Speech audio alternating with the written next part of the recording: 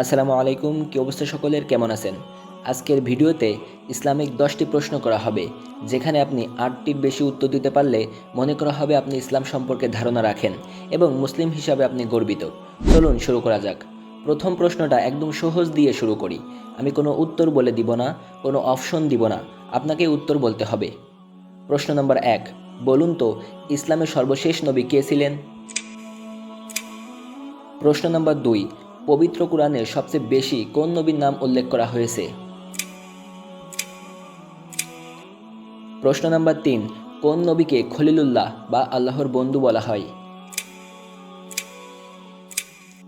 প্রশ্ন নম্বর 4, কোন নবী মাছের পেটের ভিতরে ছিলেন? প্রশ্ন নম্বর 5, কোন নবীকে আল্লাহ তাআলা বিনা পিতায় সৃষ্টি করেছিলেন? প্রশ্ন নম্বর 6, পৃথিবীর প্রথম মানুষ এবং প্রথম নবী কে ছিলেন?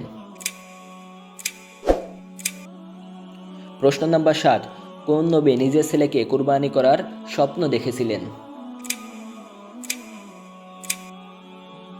প্রশ্ন নম্বর 8, কোরআনের প্রথম সূরার নাম কি?